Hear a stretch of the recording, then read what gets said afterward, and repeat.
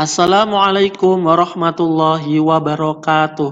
Halo anak-anak, bagaimana kabar kalian? Semoga selalu sehat ya. Ketemu lagi dengan Pak Andi dalam video pembelajaran matematika. Pada pertemuan ini kita akan membahas lagi tentang bangun ruang sisi lengkung. Bagian kedua, bagian pertama itu tentang tabung. Bagian kedua ini kita akan membahas tentang kerucut. Oke, langsung saja kita masuk ke materinya. Nah, apa sih yang dinamakan kerucut itu? Secara geometris, kerucut adalah sebuah limas istimewa yang beralaskan lingkaran. Perhatikan ya, ini adalah bangun sebuah kerucut dengan alas lingkaran, sedangkan ini adalah limas dengan alas persegi. Mereka sama-sama mengkerucut ke atas, makanya kerucut itu disebut dengan limas istimewa yang beralaskan lingkaran. Paham ya tentang definisinya? Sekarang kita akan fokus membahas tentang kerucut. Nah, kerucut ini itu punya alas. Alasnya bagian bawah ini. Lalu dia punya sisi lengkung atau selimutnya. Lalu yang bagian atas kita sebut sebagai titik puncak. Kalau kerucut ini kita bongkar, maka bentuknya akan seperti ini. Bagian alasnya itu bentuknya lingkaran. Lalu selimutnya ini adalah sebuah juring yang mengelilingi alasnya. Nah, hasil bongkaran dari kerucut ini disebut dengan jaring-jaring kerucut. Bisa dipahami ya?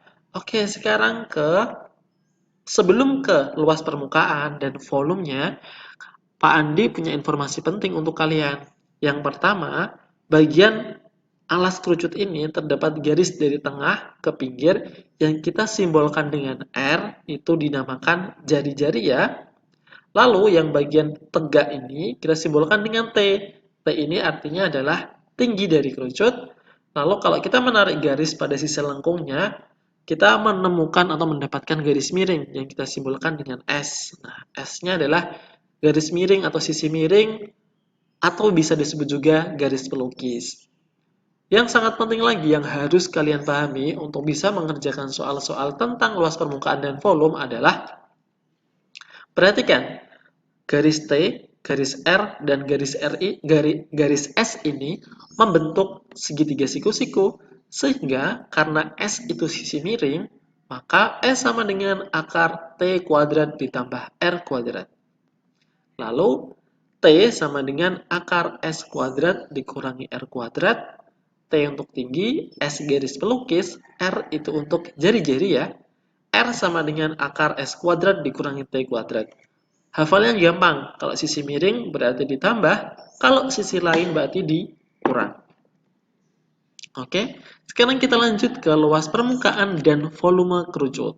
Nah, bagaimana luas permukaan kerucut? Luas permukaan kerucut itu diperoleh dari luas lingkaran ditambah luas selimutnya atau luas juring ini. Luas lingkarannya itu adalah Pi kali R kali R. Luas selimutnya Pi kali R kalikan S.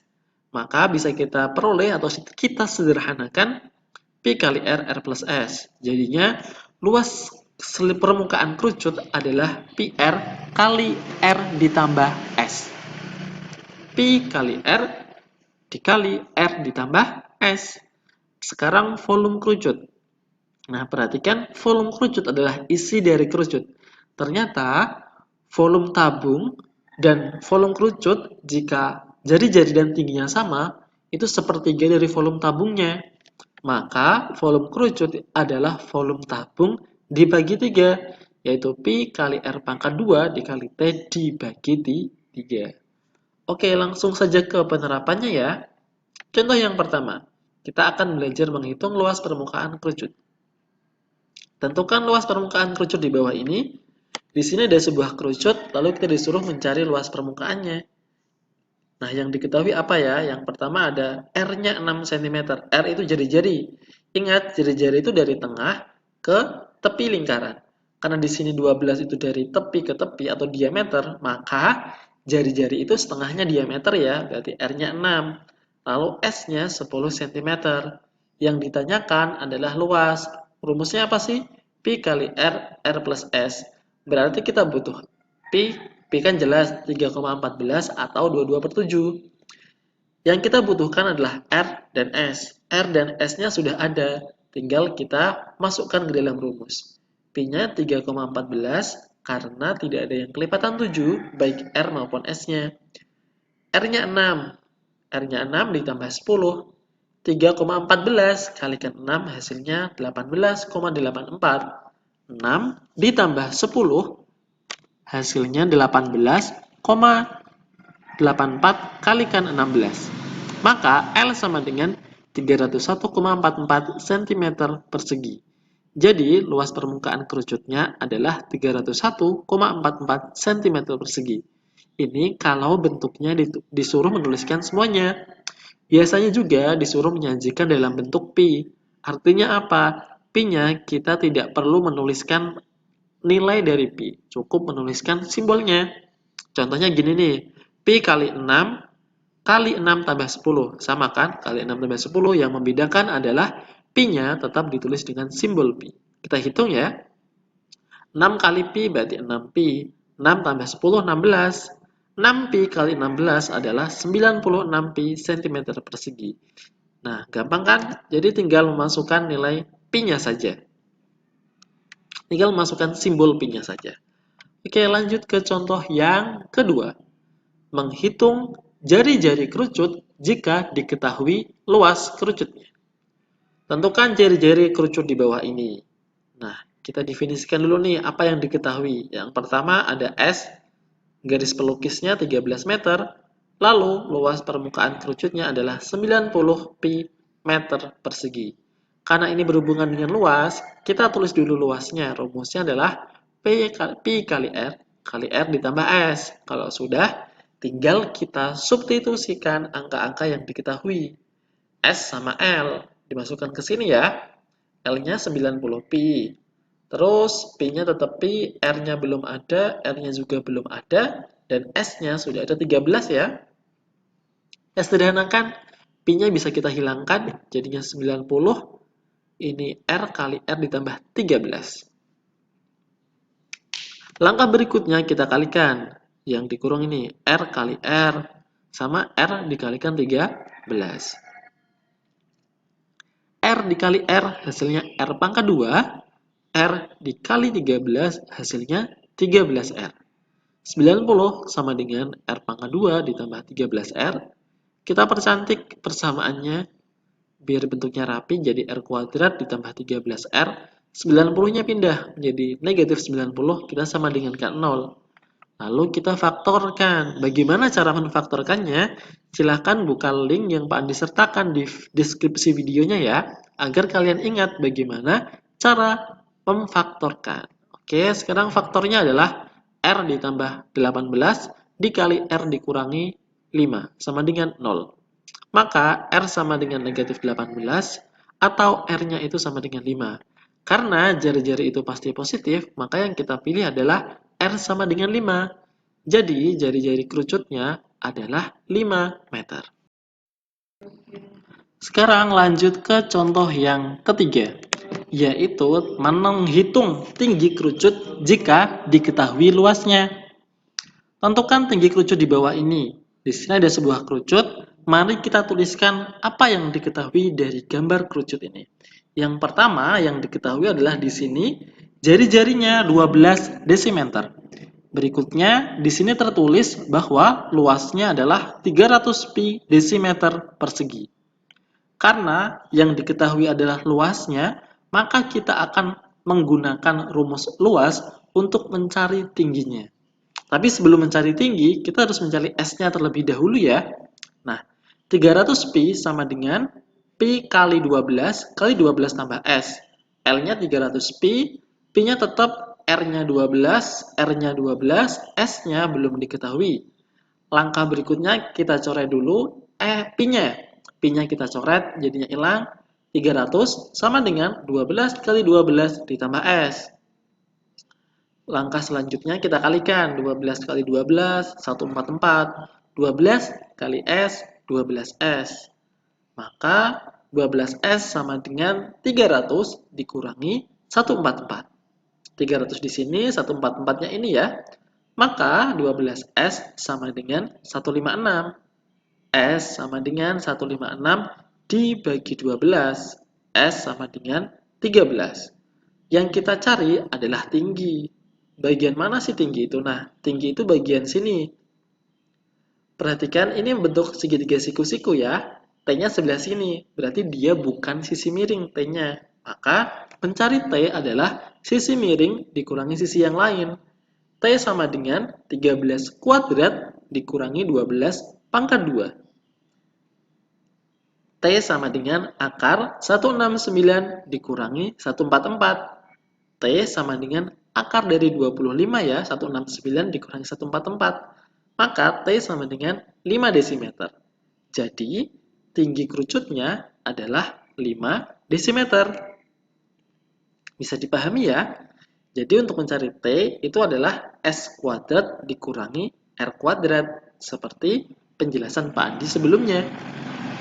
Sekarang kita lanjut ke nomor 4, yaitu menghitung volume kerucut. Tentukan volume kerucut di bawah ini. Langkah pertama, kita tulis dulu apa yang diketahui dari gambar. Pertama, R-nya sama dengan 5 cm. Kenapa sih kita selalu R? Karena yang dibutuhkan itu R-nya, bukan diameternya. Dari tepi ke tepi, dari ujung ke ujung, itu 10 meter. Yang kita butuhkan adalah setengahnya, berarti 5 ya. Lalu, S-nya sama dengan 13 cm. Yang ditanya adalah volume kerucut, maka kita gunakan rumus volumenya. Volume sama dengan Pi kali R kuadrat kalikan T. Yang kita butuhkan adalah R dan T. R-nya sudah ada. Yang belum ada adalah T-nya. Maka kita harus mencari T terlebih dahulu sebelum mencari volume. Nah, di sini perhatikan. Kita menggunakan teorema Pythagoras lagi. T-nya di sebelah sini, lalu ada sisi miring di sebelah sini. Maka T sama dengan 13 kuadrat dikurangi 5 kuadrat. Jadi yang kita gunakan segitiga ini ya. T, R, dan S. Maka yang kita gunakan R-nya 5 cm. Kita masukkan 13 pangkat 2, 169, 5 pangkat 2, 25, T sama dengan akar 144. Maka T-nya 12 cm. Kalau T sudah ketemu, kita bisa mencari volumenya. Volume sama dengan Pi kali R kali R kali T dibagi 3. Sederhanakan 12 sama 3-nya, 3 bagi 3, 1. 12 bagi 3 dapat 4. Berarti Pi kali 5 kali 5 kali 4. Pi-nya jangan diperhatikan dulu ya. Kita tinggal kalikan gini. 4 kali 5, 20. 20 kali 5, 100. Berarti 100 Pi. Pi-nya tinggal diikutkan aja di sampingnya. Jadi volume tabungnya, volume kerucutnya adalah 100 Pi cm kubik. Jadi rumus volumenya PR kuadrat kali T. Nah, karena T-nya belum ada, tadi kita cari tahu terlebih dahulu. Oke, next contoh yang kelima. Menghitung jari-jari kerucut jika diketahui volume. Tentukan jari-jari kerucut di bawah ini. Ingat langkah pertama, kita daftarkan dulu. Kita daftar apa yang sudah diketahui dari gambarnya. Yang pertama ada tinggi kerucut, yaitu 10 meter, dan volume kerucut 120 pi meter kubik. Karena yang diketahui volume, maka kita gunakan rumus dasar volume, sama dengan pi R kuadrat T per 3. Kita masukkan angka-angkanya, volumenya 120 pi, P-nya tetap pi, R pangkat 2-nya belum ada, T-nya 10, 3-nya tetap 3. Sederhanakan, P-nya kita coret menjadi 120 R pangkat 2 kali 10 per 3. Nah, 3-nya ini kita hilangkan. Kita pindah ke sini, kita kalikan. 3 dikali 120, hasilnya adalah 360. R pangkat 2 dikali 10. Berikutnya kan kita pengen mencari R. R sama dengan 360 dibagi 10. Nah, kan R pangkat 2 kali 10 kan 360. Berarti mencari R adalah 360 dibagi 10. R pangkat 2 sama dengan 36. Maka R-nya sama dengan akar dari 36. Akar dari 36 adalah 6. Jadi jari-jarinya adalah 6 meter. Bisa dipahami ya? Sekian penjelasan dan contoh soal tentang materi kerucut. Semoga bisa bermanfaat dan kalian bisa memahaminya dengan mudah. Untuk memperdalam pemahaman kalian, silahkan berlatih soal berikut ini. Soal yang pertama, kalian disuruh menentukan luas permukaan kerucut. Soal yang kedua, kalian disuruh menentukan jari-jari kerucut jika diketahui volume. Sekian dari Pak Andi. Terima kasih. Wassalamualaikum warahmatullahi wabarakatuh.